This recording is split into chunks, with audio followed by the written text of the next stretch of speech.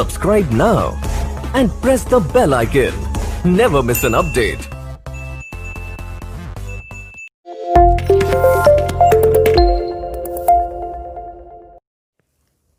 Hello everyone, welcome back to score high classes.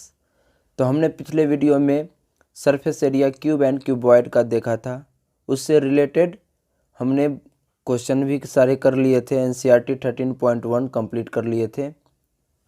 तो आज हम सिलेंडर पढ़ने वाले हैं। सिलेंडर क्या होता है इसको सबसे पहले समझ लेते हैं। सॉलिड्स लाइक सर्कुलर पिलर हो गया, सर्कुलर पाइप हो गया, सर्कुलर पेंसिल्स हो गए, रोड रोलर हो गया, गैस सिलेंडर्स हो गया, ये सब किस टाइप के आपको दिखते हैं, इस सबको क्या बोल सकते हैं? सिलेंड्रिकल शेप्स बोल सकते हैं। जैसा कि यहाँ पे आप देख सकते हैं, हमने एक सिलेंडर का फिगर बनाया है। इसमें आपका जो ऊपर वाला पार्ट होता है वो क्या होता है? फ्लैट होता है, और नीचे वाला पार्ट भी क्या होता है? फ्लैट होता है। और जो ये वाला पार्ट आपको दिख रहा है, ये तो अभी 2D है इसलिए ऐसा दिख रहा है। 3D में आप देखोगे तो ये कर्व टाइप का दिखेगा। ठीक है, तो इसमें आप देख सकते हैं ये वाला पार्ट जो है उसको हमने H माना है, और ये वाला जो है ये इसको क्या माना है? हमने रेडियस माना है। तो इसका हम क्या देखने वाले हैं आज? कर्व सरफेस एरिया देखेंगे, टोटल सरफेस एरिया देखेंगे। तो हम कंसीडर कर लेते हैं, let us consider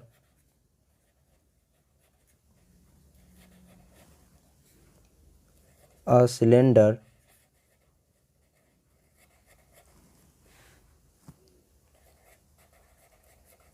whose height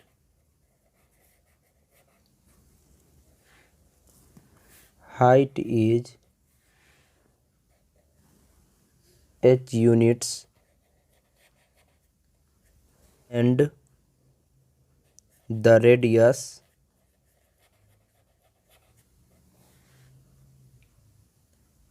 of whose base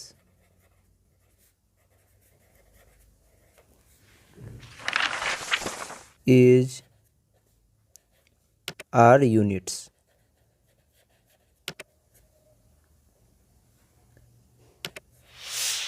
Then we have, तो सबसे पहला हम देखते हैं curve surface area. Curve surface area, area of cylinder.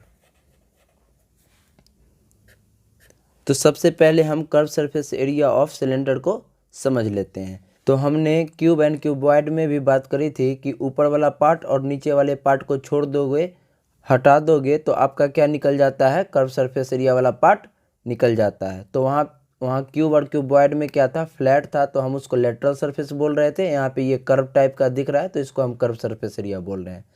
तो कर्व सरफेस एरिया को देखने के लिए आपको क्या करना है? इसको अगर आप इसको खोलोगे तो ये आपका जो ये बीच वाला पार्ट है वह एक क्या दिख रहा है? आपका रेक्टेंगुलर टाइप का दिखेगा, और ऊपर से फ्लैट जो है 2 सर्कल आपको दिखेगा कुछ इस टाइप का।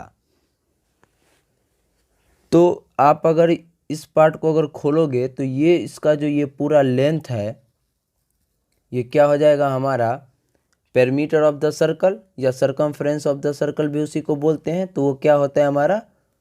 2πr। और ये वाला पार्ट जो है वो हमारा क्या है? h है। तो यही हमारा क्या हो जाएगा? Curve surface area. तो अगर आप यहाँ से रेक्टेंगल का एरिया देखोगे तो क्या होता है? L/B। तो यहाँ से हम इसका भी अगर एरिया निकाल लें तो क्या हो जाएगा? 2πr और h। तो यहाँ से हमारा कर्व सरफेस एरिया क्या बन जाएगा?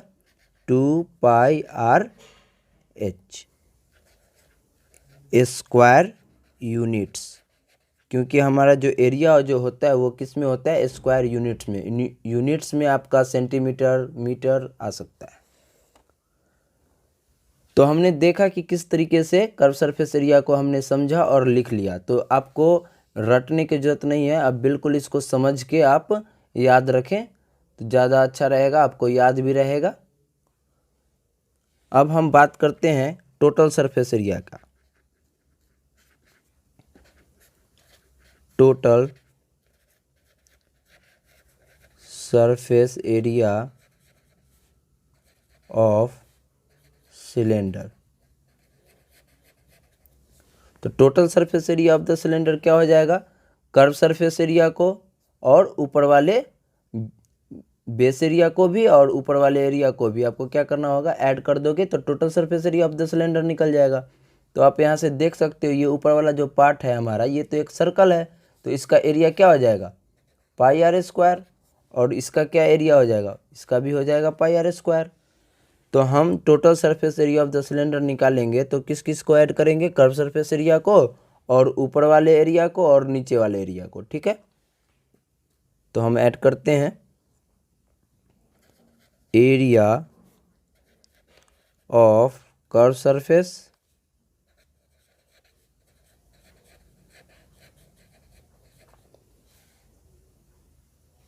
प्लस क्या हो जाएगा, 2 बेस एरिया।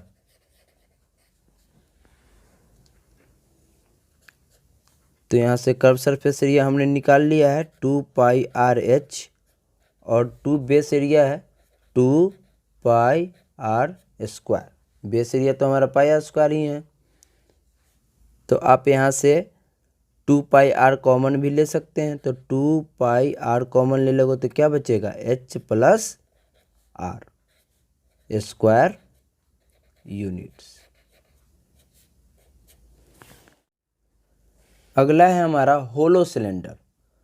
होलो सिलेंडर क्या होता है, होलो सिलेंडर सॉलिड लाइक्स जैसे आयरन पाइप हो गया, रबर ट्यूब्स हो गए, तो ये सारे जो होते हैं हमारे कैसे होते हैं, होलो सिलेंडर होते हैं। ठीक है, तो हमने होलो सिलेंडर का भी हाइट h रखा है और इसमें जो इनर जो रेडियस है उसको हमने स्मॉल r से डिनोट किया है और आउटर जो रेडियस है उसको हमने कैपिटल R से डिनोट किया है। ठीक है, तो इस बात को हम क्या करते हैं, लिख लेते हैं, फॉर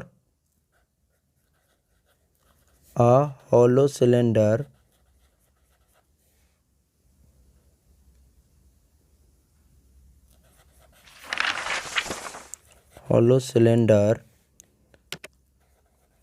with एक्सटर्नल रेडियस को हमने क्या मान रखा है, कैपिटल आर। तो कैपिटल आर यूनिट हो जाएगा, कैपिटल आर यूनिट्स। और इंटरनल जो अंदर वाला है उसको क्या माना है, स्मॉल आर से, तो उसको भी लिख लेते हैं, internal radius small R units. And height हमने क्या माना है, h, and height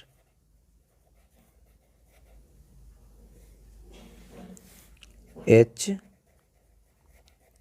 units we have। तो सबसे पहला हम देखते हैं curve surface area. Curve surface area of hollow cylinder. तो इसमें क्या हो जाएगा, इसमें भी आप क्या काम करो, बाहर वाला का निकाल लो, देन आप अंदर वाले का कर्व सरफेस एरिया निकाल लो और दोनों को क्या करना पड़ेगा, माइनस करना पड़ेगा, तब जाके आपका क्या होगा, curve surface area of the hollow cylinder आएगा। तो क्या हो जाएगा यहाँ से, एक्सटर्नल सरफेस माइनस इंटरनल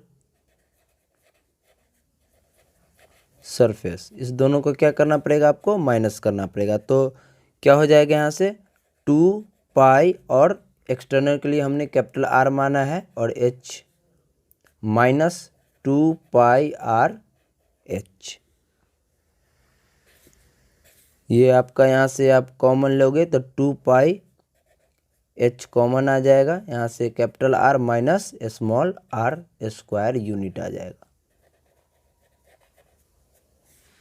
ठीक है। तो कर्व सरफेस एरिया आपका निकल गया 2πRH into R minus capital R minus small R square unit. ठीक है।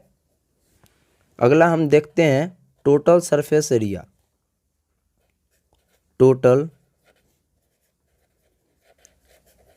Surface area, total surface area क्या हो जाएगा? Curve surface